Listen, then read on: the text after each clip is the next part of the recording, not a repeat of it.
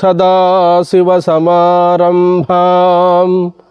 శంకరాచార్యమధ్యమాం అస్మదాచార్యపర్యంతాం వందే గురుపరంపరాం. శృతిస్మృతిపురాణానాం ఆలయం కరుణాలయం నమామి భగవత్పాదశంకరం లోకశంకరం. శంకరం శంకరాచార్యం కేశవం బాదరాయణం సూత్రభాష్యకృతౌ వందే భగవంతౌ పునః పునః. దివ్యాత్మస్వరూపులైన ప్రియ ఆత్మబంధువులారా, మనం కొంతకాలంగా ఈ ఆధ్యాత్మిక ప్రవచనములను జరుపుకుంటున్నాము. ఇందులో భాగంగా ఈరోజు ఉపనిషత్తులకు ఉన్నటువంటి ప్రాధాన్యతను, యోగశాస్త్రములకు ఉన్నటువంటి గొప్పతనాన్ని ఈ రెండిటిని సమన్వయపరచుకొని ఏ మార్గములో వెళితే మనకు ఆత్మానాత్మ జ్ఞానం, సంపూర్ణమైన బ్రహ్మసాక్షాత్కార జ్ఞానం కలుగుతుందో మనకు తెలిసినంతలో ప్రస్తావన చేసుకుందాం. యోగశాస్త్రములన్నీ కూడా ఈనాడు కొత్తగా వచ్చినవి కావు. అవి సనాతన కాలం నుండి మన భారతదేశంలో ఎందరో ఆచరించడం జరిగినది. అయితే యమము, నియమము, ఆసనము, ప్రాణాయామము, ప్రత్యాహార, ధ్యాన, ధారణ, సమాధిని పొందగలిగారు. అణిమాది అష్టసిద్ధులను కైవసం చేసుకొని సమాజానికి ఆస్తికత్వాన్ని ప్రబోధించారు. దేవుడు ఉన్నాడు అనేటువంటిది వాళ్ళు చూపే మహిమల ద్వారా అయితేనేమి, వాళ్ళు ప్రదర్శించే అలౌకిక శక్తుల ద్వారానైతేనేమి, నాస్తికులను ఆస్తికులుగా చేయడం కొరకు మన భారతీయ సనాతన ఋషులు ఎన్నో యోగశక్తులను కూడా ప్రదర్శించడం జరిగినది. లోక కళ్యాణమునకై వాటిని ప్రదర్శించారు. అయితే అణిమాది అష్టసిద్ధులు, అలౌకిక శక్తులు పరమావధి కాదు. ఇవన్నీ కూడా సాపేక్షకములే.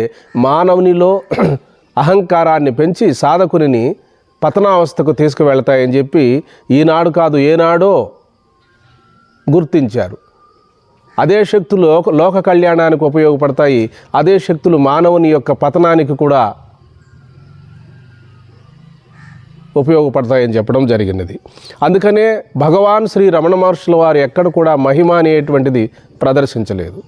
అందుకనే రమణ మహర్షిని అడిగారు, భగవాన్ శక్తులు వస్తాయా అని అడిగితే, సిద్ధులు వస్తాయా అని అడిగితే, సిద్ధులు వస్తాయో లేదో కానీ అందరికీ ఆత్మసిద్ధి మాత్రం కలుగుతుంది అన్నాడు. అంటే ఈ సిద్ధులన్నిటికంటే కూడా ముందుగానే ఉండబడినటువంటిది ఆత్మ అనేటువంటిది ఒకటి ఉంటేనే కదా ఈ మహిమలన్నీ వస్తున్నాయి. సినిమా తెర ఉంటేనే కదా బొమ్మలన్నీ కనపడుతున్నాయి. ఆ స్క్రీన్ లేకపోతే బొమ్మలు కనిపించవు కదా. అదేవిధంగా మనలో ఉన్న శుద్ధమైనటువంటి పరిపూర్ణ బ్రహ్మం అనేటువంటిది ఒకటి ఉంటేనే కదా ఏ యొక్క మహిమను చూపాలన్నా, ఏ యొక్క శక్తిని ప్రదర్శించాలన్నా, దూరశ్రవణము, దూరదర్శనము, ఆకాశ గమనము ఇవన్నీ కూడా ముందుగానే ఉండబడినటువంటి పరిపూర్ణ బ్రహ్మం అనేటువంటిది ఒకటి ఉంటేనే ఏదైనా చేయగలుగుతున్నాము, ఏదైనా సాధించగలుగుతున్నాము. ఈ సూక్ష్మార్థాన్ని మీరు గుర్తించాలి. మహిమలు, శక్తులు పరమావధి కాదు. వీటన్నిటికీ ఆశ్రయభూతమై ఏ మహాశక్తి అయితే ఉన్నదో, ఏ బ్రహ్మం అయితే ఉన్నదో ఆ బ్రహ్మాన్ని తెలుసుకోవడానికి మనం ఈ జన్మలోనే సరైన పరిశ్రమ చేయాలి, సాధనకు ఉపక్రమించాలి. అందుకనే సనాతన కాలం నుండి కూడా మన భారతదేశంలో ఎక్కువ యోగశక్తులను ప్రదర్శించి యోగ సాధనలు చేసి అందులో ఉన్న రహస్యాలను సమాజానికి అందజేశారు. యోగం ఎప్పుడూ కూడా పరమాత్మను సాక్షాత్కరింపజేసుకునే దానికి అది సాక్షాత్తు సాధన కాదు, పరంపరా సాధనయే. మన ప్రవచనాల్లో సాక్షాత్తు సాధనలు, పరంపరా సాధనలని చెప్పుకుంటూనే వస్తున్నాం. పరంపరా సాధనలు సాక్షాత్తు సాధనలు. పరంపరా సాధనలు అంటే పూజలు, వ్రతాలు, అన్నదానములు, సమారాధనలు, మంత్రయోగము, లయయోగము, హఠయోగము, రాజయోగము ఇవన్నీ కూడా పరంపరా సాధనల కిందికే వస్తాయి. ధ్యానయోగం కూడా పరంపరా సాధనే, ఉపాసనే అవుతుంది. అయితే మనకు వేదాంతాన్ని సక్రమంగా తెలుసుకోవాలి. వేదము అనగానేమంటే అపౌరుషేయం, భగవంతుని యొక్క ముఖార విందముల యందు వెలువడినదే. అది పురుషుని బుద్ధి ద్వారా ఏర్పడినది కాదు, పురుషుల ద్వారా ఏర్పడినది కాదు, అపౌరుషేయం. అది సాక్షాత్తు భగవంతుని యొక్క ఆదేశం. కాబట్టి మనము యథార్థాన్ని గుర్తించాలి. యథార్థము అనగా ఏమి? వేదములే మనకు ప్రామాణికం. వేదముల యొక్క అంత్యమ భాగమును ఉండడం వల్ల వేదాంతమని చెప్పబడినది. ఈ ఉపనిషత్తులనే వేదాంతమని చెప్పబడినది. అద్వైత సిద్ధాంతం అనగా కూడా ఏదో కాదు, అదే. కేవలము అద్వైతము అనగా రెండు లేదు, ఉన్నది ఒకే ఒక పరిపూర్ణ బ్రహ్మము. ఆ బ్రహ్మమే మనకు ఉపనిషత్తుల్లో చెప్పబడినది. ఎందరో ఋష్యాదులు కూడా ప్రామాణికంగా యాజ్ఞవల్క్య మహర్షి జనక చక్రవర్తికి ప్రబోధించడం కూడా జరిగినది. కాబట్టి అద్వైత సిద్ధాంతము అనేటువంటిది కొత్తగా వచ్చినది కాదు. అది జగద్గురు శంకరులు వారు ప్రతిపాదన చేసినది కాదు. గురు పరంపరలో ప్రాప్తించినటువంటిది, గురు పరంపరగా ఆగమము ద్వారా వచ్చినటువంటిది. అయితే యోగ శాస్త్రములన్నీ కూడా మనసును సంస్కరింపజేసుకొని, మనసులో ఉన్న మాలిన్యాన్ని తొలగించుకొని, సూక్ష్మమైనటువంటి ఒక సూక్ష్మ బుద్ధితో ఆత్మ అంటేనేమి, అనాత్మ అంటేనేమి, జగత్ అంటేనేమని విచారించేదానికి సామర్థ్యం ఏర్పడుతుంది. ఇవన్నీ కూడా ఒక సోపాన క్రమములే.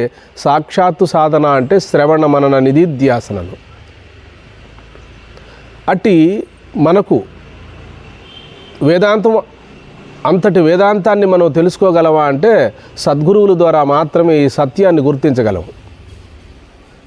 కాబట్టి మన భారతదేశంలో సనాతన కాలం నుండి ఒకరు యోగం చేశారు, అదే ప్రామాణికం అన్నారు.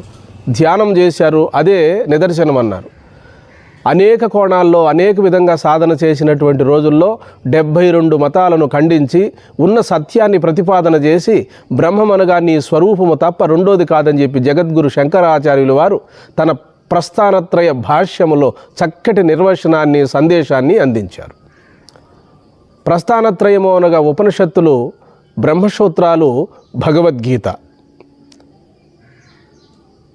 శృతి ప్రస్థానము, స్మృతి ప్రస్థానము, న్యాయ ప్రస్థానం. ఇక్కడ శృతి ప్రస్థానము అనగా ఉపనిషత్తులు, న్యాయ ప్రస్థానము అనగా బ్రహ్మసూత్రాలు, స్మృతి ప్రస్థానము అనగా భగవద్గీత. ఈ 3 గ్రంథాలను మనకు అందజేశారు. అద్భుతమైనటువంటి సందేశాన్ని సమాజానికి ప్రబోధించి, అది సిద్ధ వస్తువే కానీ అది సాధన చేసి సాక్షాత్కరింపజేసుకునేటువంటిది కాదు. అది ముందే ఉండబడినటువంటి సాధకుని యొక్క స్వరూపమై ఉన్నది, సాధన చేసేవాని యొక్క ఆత్మై ఉన్నది అని చెప్పి ప్రబోధించడం జరిగినది. ఒక యజ్ఞం చేసి, ఒక వ్రతం చేసి పుణ్యలోకాలకు వెళితే పుణ్యము క్షీణించిన తర్వాత మళ్ళా భూలోకమునందు జన్మించడం జరుగుతుంది. కాబట్టి మోక్షం అలాంటిది కాదు, ఏదో ఒక ప్రక్రియను చేసి పొందబడేది కాదు. అది తన స్వరూపమై ముందే ఉండబడినటువంటి సిద్ధ వస్తువును బట్టే జ్ఞానం కలుగుతుంది. మన ఎదుట అగ్ని ఉన్నది, ఇదిగో అగ్ని అని చెప్పనక్కర్లేదు. ఆ అగ్ని ఆకారమైన వృత్తి మనకు కలుగుతుంది. వెంటనే అగ్నిని బట్టి అది ఆ జ్ఞానం ఏర్పడుతుంది. ఆ జ్ఞానం క్రియ కాదు. అదిగో గోవు అన్నప్పుడు ఆవును తెలుసుకోమని ఎవరో చెప్పరు. గోవును కన్ను సక్రమంగా ఉండాలి, కంటి ఎదురుగా వస్తువు ఉండాలి. విషయం ఏమిటి అంటే వస్తువును బట్టి కలిగేదే జ్ఞానం. కాబట్టి ఇది ముందే ప్రాప్తించి ఉన్నటువంటి సిద్ధ వస్తువే కానీ సాధ్య వస్తువు కాదు. సాధన చేసి పొందబడేటువంటి అంశం కాదు ఇది. సాధన చేసేటువంటి వారి యొక్క ఆత్మ ఉన్నదని చెప్పి మనకు తమ రచనల్లో, తమ భాష్యాలలో ఎంతగానో స్పష్టముగా అందజేశాడు. ప్రజ్ఞానం బ్రహ్మ, అహం బ్రహ్మాస్మి, తత్వమసి, అయమాత్మా బ్రహ్మ అనేటువంటి చతుర్విధ మహావాక్యముల యొక్క సారాంశము కూడా ఆ బ్రహ్మమనగా ఏదో కాదు, అది నీ యొక్క స్వరూపమై ఉన్నది, స్వస్వరూపమై ఉన్నది, అది తప్ప రెండోది లేదు అని చెప్పి ప్రజ్ఞానం బ్రహ్మ ఋగ్వేదములో ఐతరేయో ఉపనిషత్తులో లక్షణ వాక్యమై ఉన్నది. ఏ బ్రహ్మం ఉంటే నేను చూడగలుగుతున్నానో, ఏ చైతన్యం ఉండి వినగలుగుతున్నానో, ఏ ప్రజ్ఞ ఉండి మాట్లాడగలుగుతున్నానో, ఏ ప్రజ్ఞ ఉండి ఆలోచించగలుగుతున్నానో ఆ ప్రజ్ఞే ప్రజ్ఞానం బ్రహ్మ. అహం బ్రహ్మ అస్మి. యజుర్వేదం అనుభవవాక్యం. ఇది బృహదారణ్యకోపనిషత్తులో ఉన్నది. తత్వమసి ఇది సామవేదములో చాందోగ్యోపనిషత్తులో ఉన్నది. ఇది ఉపదేశవాక్యం. అయమాత్మా బ్రహ్మ ఇది మాండుక్యోపనిషత్తులో అధర్వణ వేదములో సాక్షాత్కార వాక్యమై ఉన్నది. ఇవన్నీ కూడా సద్గురువుల ద్వారా మనము చక్కగా శ్రవణ మననాదులు చేసుకొని ఆ బ్రహ్మమనగా ఏదో కాదు, అది యథార్థమైనటువంటి మన స్వరూపమై ఉన్నదని చెప్పి అనుభవానికి తెచ్చుకోవాలి. అందుకని సద్గురువుల ద్వారా కూడా మనము శ్రవణ మననాదులు చక్కగా చేసుకొని ఉపనిషత్తుల యొక్క జ్ఞానము ద్వారా మాత్రమే ఈ జన్మలోనే జన్మరాహిత్యాన్ని పొందగలిగేటువంటి ప్రబోధ ఉన్నది. ఏకైకమైనటువంటి ఆత్మవిద్య అనగా ఉపనిషత్తులు ప్రతిపాదన చేసే విద్య తప్ప వేరే విద్య కాదు. వేరే శాస్త్రములు పురాణములు ఇవన్నీ కూడా ఆత్మను సాధన చేసి ధ్యానం చేసి యోగం చేసి పొందమంటాయి. అందుకనే యోగ శాస్త్రాలన్నీ కూడా ఉచ్ఛ్వాస నిశ్వాసలపైన చేసే ప్రక్రియలు మాత్రమేవి. ఆత్మతత్వాన్ని నిశ్చలంగా మనము మన స్వరూపంగా ఆత్మను గుర్తించాలంటే మనసు ఏకాగ్రత చెందాలి కదా. మనసు ఏకాగ్రత చెందాలి అంటే మనసు బహుచాంచల్యంగా ఉంటుంది. అందుకనే పరిపరి విధాలుగా పరిగెత్తేటువంటి మనసును అదుపు చేయమని యోగశాస్త్రములన్నీ బోధిస్తాయి. యోగము అనగా కలయిక, జీవాత్మను పరమాత్మతో అనుసంధానం చేయమని. అయితే శ్రీకృష్ణ పరమాత్మ భగవద్గీతలో ప్రబోధించాడు కదా, ప్రతి అధ్యాయమునకు యోగము యోగము అని. ఇక్కడ యోగము అనగా జ్ఞానమనే. ఈ సాంకేతిక పదాలు వాడడం వల్ల మనకు అర్థం కావడం లేదు. అందుకని ఇక్కడ మనకు ప్రతి అధ్యాయమునకు యోగము అంటే జీవాత్మను పరమాత్మగా గుర్తించమనే చెప్పాడు గీతాచార్యుడు భగవద్గీతలో. యోగము చేసి పొందమని చెప్పలేదు ఎక్కడ కూడా. అది మన నవీన మార్గంలో సాధకులు వారి వారి బుద్ధికి తోసినట్టుగా అర్థం చేసుకున్నారు, అన్వయించుకున్నారు. మనకిది యథార్థము సత్యము తెలియాలి అంటే బాగా శ్రోత్రియుడు బ్రహ్మనిష్ఠుడైనటువంటి సద్గురువుల ద్వారా మాత్రమే మనము బోధన వినాలి. వినే సమకాలములోనే శ్రవణం చేసే సమకాలమునందే తన స్వరూపమై తాను మిగిలిపోతారు. ఉత్తమాధికారులుగా ఉండేటువంటి వారు ఒక్క తడవ గురువు ద్వారా ఆ మహావాక్య ప్రబోధ విన్న వెంటనే ఆత్మజ్ఞానం కలుగుతుంది అని చెప్పి శాస్త్ర ప్రమాణమై ఉన్నది.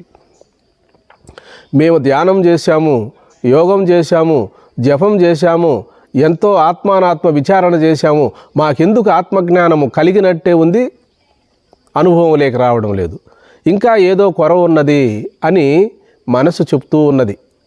మనసే సాక్షి. మహర్షి మలయాళ స్వాములు వారు అంటారు, నాకు ఈ జన్మలోనే ముక్తి కలగదు, మరో జన్మలో ముక్తి కలుగుతుంది అని చాలామంది అనుకుంటూ ఉంటారు. అది నిజమే. వారి మనసే వారి కర్మకు సాక్షి. అలాగే నేను ఈ జన్మలోనే ముక్తిని పొందగలను, గురువు బోధించే ఆత్మజ్ఞానాన్ని నేను ఈ జన్మలోనే తెలుసుకోగలను అంటే వారు ఈ జన్మలోనే ఆత్మజ్ఞానాన్ని పొందగలరు. ఎందుకని? వారి కర్మకు వారి మనసే సాక్షి. ఈ జన్మలోనే కాదు, ఈ క్షణమే నేను పరబ్రహ్మ స్వరూపాన్ని అయ్యున్నానని చెప్పి ఎవరికైతే ఆ ఉత్కంఠత, ఆ తీవ్రమైన పరితాపం ఆ సద్గురువుల ద్వారా సంపూర్ణమైన విశ్వాసము శరణాగతి ఉండునో వారికి ఈ క్షణమునందే తాను బ్రహ్మము తప్ప రెండో పదార్థం లేదని ఆ స్వస్థితిలో నెలకొని ఉంటారు. వారి మనోవృత్తులకు వారి ఆత్మే సాక్షి. కాబట్టి చాలామందికి ఆత్మజ్ఞానం కలిగినట్టే ఉంటుంది, స్వామి మాకు కలగలేదు, మీరేమో చెప్తున్నారు మాకు అర్థం కావడం లేదు అని ఆ మాటలోనే ఉన్నది అంతరార్థం. అంటే మనోమాలిన్యం ఇంకా తొలగలేదు. ఎవరేం చెప్పినప్పటికీ, ఎన్ని సాధనలు చేసినప్పటికీ, ఎంతమంది గురువులు బోధించినప్పటికీ కూడా సూక్ష్మబుద్ధి గల వారికి మాత్రమే ఈ అంశము బోధపడుతుంది. సత్యము తన స్వరూపం అనేటువంటి అంశాన్ని గుర్తించగలరు. అందుకనే జనక చక్రవర్తికి అష్టావక్ర మహర్షి అష్టావక్ర గీతలో ప్రబోధించాడు. జనక, విషయములను విషము వలె త్యజించుకున్న ఈ ఆత్మజ్ఞానం కలగదు. సరాసరి బ్రహ్మదేవుడే వచ్చి బోధించినను, సాక్షాత్తు విష్ణువే వచ్చి బోధించినను మనకు ఆత్మజ్ఞానం కలగదు. కలగకపోవడానికి కారణం ఏమిటంటే విషయ వాసనలు. విషయములను విషము వలె త్యజించుకున్న ఆత్మజ్ఞానం కలగదంటాడు. కాబట్టి మనం పాఠశాలలో చూసినట్లయితే పిల్లలు ఒక్క తడవ మాస్టర్ గారు చెప్పినటువంటిది ఆ పాఠాన్ని విని దాన్ని మరుసటి రోజు పాఠాన్ని అప్పచెపుతారు ఉపాధ్యాయుడికి. అదేవిధంగా అదే పక్క పిల్లవాడికి 10 మార్లు చెప్పినా కూడా ఆ పాఠాన్ని గుర్తు చేసుకోలేరు. అందుకనే మానవులలో 3 తరగతుల వాళ్ళు ఉన్నారని చెప్తుంది శాస్త్రం. ఉత్తములు, మధ్యములు, మందమాధికారులు. ఉత్తములుగా ఉండేటువంటి వారికి జన్మాంతర సంస్కారములు ఉండడం వల్ల వారు ఇదే కోవలో జన్మజన్మల నుండి వచ్చారు కనుక వారికి ఒక్క తడవ బోధిస్తే చాలు ఆత్మానుభూతి, ఆత్మానుభవం అనేది వాళ్ళకి వెంటనే అనుభవం లేకొస్తుంది. కాబట్టి ఇక్కడ మనం గుర్తించాల్సింది ఏమిటి అంటే శాస్త్రం మనకు ప్రబోధిస్తున్నది ఆకాశం వల్లే సర్వత్రా వ్యాపించి ఉన్నదే పరబ్రహ్మము. అది మరో దేశానికి వెళ్ళడం అక్కర్లేదు. ఆకాశాన్ని చూడడానికి ఇంకొక దేశానికి వెళ్ళక్కర్లేదు. ఆకాశంలోనే ఉన్నానని గుర్తించగలిగితే చాలు. అలాగే బ్రహ్మము తానై ఉన్నానని గుర్తించగలిగితే సకల శాస్త్రములు, సాధనలు మొత్తం అన్నీ కూడా గట్టెక్కిపోయి ఈ క్షణమే ఇప్పుడే జీవన్ముక్తావస్థను పొందగలరు. అందుకని సర్జ్యోముక్తి, జీవన్ముక్తి. సర్జ్యోముక్తి అనగా తాను బ్రహ్మమై ఉన్నానని చెప్పి శాస్త్ర ప్రమాణముతో శృతి, యుక్తి, అనుభవం ద్వారా ఆత్మసాక్షాత్కారాన్ని పొందడం, ఆత్మానుభూతిని అనుభవానికి తెచ్చుకోవడం. కాబట్టి శాస్త్రములు, పురాణములు, ఉపనిషత్తులు చెప్పేటువంటి వాక్యాలు ఏవి కూడా తప్పు కాదు. వాటిని అర్థం చేసుకుంటే సామర్థ్యం మనకున్నదా? అందుకని 10 నిమిషాలు కూర్చొని ధ్యానం చేసి నాకు అనుభవం లేక రాలేదనకూడదు. సతు దీర్ఘకాల నైరంతర్యం సత్కారా సేవితో దృఢభూమి అంటాడు పతంజలి మహర్షి. బహుజన్మలకు కానీ దీర్ఘకాలం కానీ ఈ ఆత్మానుభవం అనేది మనం తెచ్చుకోవాలి. జన్మ జన్మల నుండి మనకున్న సంస్కారం ఏమిటి? దేహమే నేనని కదా. అది ఒక్క రోజులో కానీ, ఒక నెలలో కానీ, ఒక్క సంవత్సరంలో కానీ వచ్చేటువంటిది కాదు. నేనే శరీరాన్నని ఏ విధముగా అయితే మనము దృఢంగా నమ్మి ఉన్నామో ఇప్పుడు శరీరము నేను కాదు, శరీరము దృశ్యము, నేను దృక్కును. శరీరము విషయము, నేను విషయి. శరీరము జడము, నేను చైతన్యము. శరీరము కనపడుచున్నది, నేను కంటున్నాను. అంటే కంటున్నానంటే తెలుసుకుంటున్నాను. ఈ చరాచర సృష్టిని ఏ విధముగా తెలుసుకుంటున్నానో ఆ విధముగా నేను ప్రతి కదలికను, నా లోపల ఉన్నటువంటి ప్రతి ఆలోచనను కూడా నేను గ్రహించగలుగుతున్నాను. అంటే నా స్వరూపం ఏమై ఉన్నది? శుద్ధమైన జ్ఞానమై ఉన్నది. ప్రతి ఆలోచనకు, ప్రతి భావమునకు, ప్రతి దృశ్యమునకు, ప్రతి శబ్దమునకు నేను తెలుసుకుంటున్నాను కదా. ఈ తెలుసుకుంటున్నానంటే సాక్షాత్తు జ్ఞానస్వరూపమై ఉన్నాను. నేను ప్రజ్ఞానం బ్రహ్మై ఉన్నాను. ఆ ప్రజ్ఞ ఉంటేనే నేను ఆలోచించగలుగుతున్నాను. ఆ ప్రజ్ఞ ఉంటేనే మాట్లాడగలుగుతున్నాను. ఆ ప్రజ్ఞానం ఉంటేనే ఇంకొకటి చేయగలుగుతున్నాను. కాబట్టి ప్రజ్ఞానం బ్రహ్మ అనేటువంటి ఆ బ్రహ్మాన్ని మనం అనుభవానికి తెచ్చుకునేదానికి యోగ్యమవుతుంది. ఏదో చేసి పొందబడేది కాదు. అది మన స్వరూపమై మనకు ప్రాప్తించే ఉన్న మన స్వరూపం అది. అవును, నాకు ఆత్మజ్ఞానం కలగలేదే అంటే ఆత్మజ్ఞానం కలగలేదనే దానికి కూడా అదే సాధనమై ఉన్నది. ఏమి వినాలన్నా, ఏమి మాట్లాడాలన్నా మన స్వరూపం ఉంటేనే ఏమైనా చేయగలుగుతున్నాం. కాబట్టి యోగ శాస్త్రాలన్నీ కూడా పరంపరా సాధనల కిందకే వస్తాయి. అవి భగవంతుడు ఎక్కడో ఉన్నాడని, మరి కైలాసములోనూ వైకుంఠములోనూ ఉన్నాడు, అక్కడికి వెళ్ళి పరమాత్మను దర్శించాలి అనేటువంటి ఆ యొక్క ఆస్తికత్వ బుద్ధి ఉంటేనే యోగం చేస్తాము, ధ్యానం చేస్తాము, తపస్సు చేస్తాము. తానే బ్రహ్మం అన్నప్పుడు అది ఆత్మ విచారణ అవుతుంది, అది జ్ఞానం అవుతుంది. ఏదైనా ఒక పని పెట్టుకున్నాము అంటే అది క్రియ అవుతుంది. ఏదో సాధన చేసి పొందబడేటువంటి విధి కాదది. అది సనాతన కాలం నుండి కూడా ఎందుకు ఏర్పాటు చేశారంటే వేదమే మనకు 2 భాగాలుగా చెప్పింది. ఉత్తములు, మధ్యములుగా ఉండేటువంటి వారికి ధ్యానము, యోగము, జపము ఇవి చెప్తూ వచ్చింది. అందరూ ఒకే తడవ ఆత్మజ్ఞానాన్ని పొందలేరు కదా. ఆ ఆత్మయే నేననేటువంటి అనుభవం అందరికీ రాదు కదా. అందుకని ఆత్మానాత్మ విచారణ అనేటువంటిది బహుజన్మల సుకృత ఫల విశేషం వల్ల మనకు ప్రాప్తిస్తుంది. కాబట్టి ఆత్మ అనగా ఏమంటే నేను కేవలము ప్రతి మనిషిలో కూడా ఈ నేననేటువంటి భావన పోదు. అందుకని ఆ నేనంటే పరమాత్మ కాదు. ఆ నేనును దేనికి ఉపయోగిస్తున్నాం, మనము దేనికి అన్వయించుకుంటున్నామంటే నేను శరీరముననే దాన్ని ఉపయోగించుకుంటున్నాం. ఇప్పుడు మనం ఏమనుకోవాలి, ఇంతకు పూర్వం మన పాత అలవాటును తొలగించుకొని ఆ జడ శరీరము నేను కాదు, చైతన్య రూపమైనటువంటి స్వరూపము ఆ బ్రహ్మము నేనే, ఆ ఆత్మ నేనే అనేటువంటిది నా స్వరూపమే అనేటువంటి భావనకు మనం రావాలి. పాత అలవాటును తొలగించుకొని కొత్త అలవాటులో మనము ప్రయాణం చేయాలి. ఇవి సనాతన కాలం నుండి మనం చెప్పుకున్నవి కాదు, వేదమే ప్రతిపాదన చేసింది. ఈ చరాచర సృష్టిలో ఉన్నది ఒకే ఒక పరిపూర్ణ బ్రహ్మము తప్ప అదే సత్యము, అదే నిత్యము, అదే శాశ్వతము, అది సిద్ధము, బుద్ధము, ముక్తము, స్వతసిద్ధము, స్వతః ప్రమాణము, స్వయం ప్రకాశము. రెండో పదార్థం ఏదైనా ఉంది అంటే అది మొదట ఉన్న స్వరూపం ఉంటేనే రెండో పదార్థం ఉందని చెప్పగలుగుతున్నాం. రెండు లేవు, ఉన్నది పరిపూర్ణ బ్రహ్మము తప్ప అది తన స్వరూపమై ఉన్నది, అది తప్ప రెండోది లేదు. రెండోదిగా కనపడుతున్నది కూడా అదే, దృశ్యము, దృక్కు. ఈ రెండూ కూడా ఒకటేనని చెప్పి శాస్త్రములన్నీ కూడా మన ముందు ఉంచాయి. మనము సూక్ష్మబుద్ధితో విచారించి యోగ శాస్త్రాలన్నీ కూడా అట్టి మనోమాలిన్యాన్ని తొలగింపజేసుకొని తన స్వరూపమై ప్రకాశిస్తున్నటువంటి ఆ పరబ్రహ్మ తత్వాన్ని, పరమాత్మ స్వరూపాన్ని తానేనని చెప్పి గుర్తించడం కొరకే ఇన్ని శాస్త్రములు, ఇన్ని పురాణములు, ఉపనిషత్తులు, వేదాలన్నీ కూడా మన ముందు ఉంచారు మన భారతీయ ఋషులు.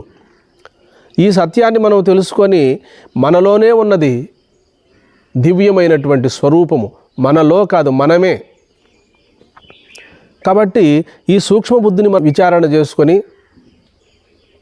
నాకు ఆత్మానుభవం కలగలేదు, ఎందుకు కలగలేదు అంటే సాధన సంపత్తి సరిపోలేదు, శ్రవణ బలం సరిపోలేదు. మనం శ్రవణ మాత్రేనా జ్ఞానం అని చెప్పబడి ఉన్నది. కాబట్టి మనము తప్పకుండా ఆత్మానాత్మ విచారణ చేసుకొని ఇప్పుడే ఇక్కడే మన స్వరూపమై, సాక్షి స్వరూపమై ప్రకాశిస్తున్న ఆ స్వరూపమే బ్రహ్మమని, ప్రజ్ఞానం బ్రహ్మ అని మిగిలిపోవాలి. హరి ఓం.